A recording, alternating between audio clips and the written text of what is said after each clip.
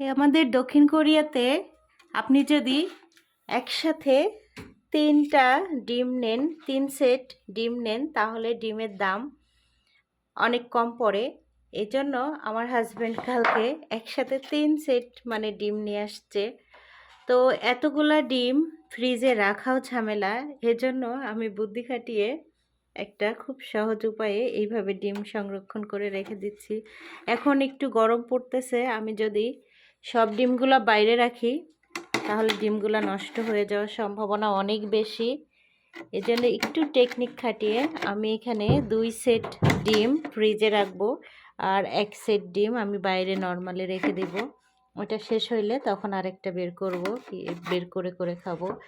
আর এটা একটা খুব সুন্দর একটা বুদ্ধি।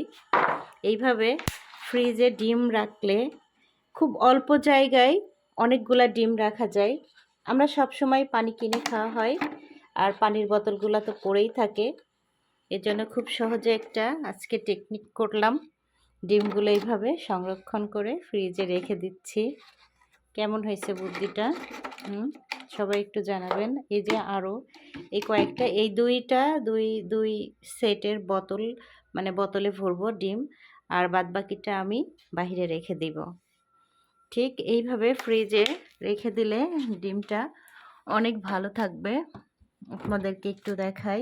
এই যে ফ্রিজে 2টা ছোট ছোট ফ্রিজ এখানে।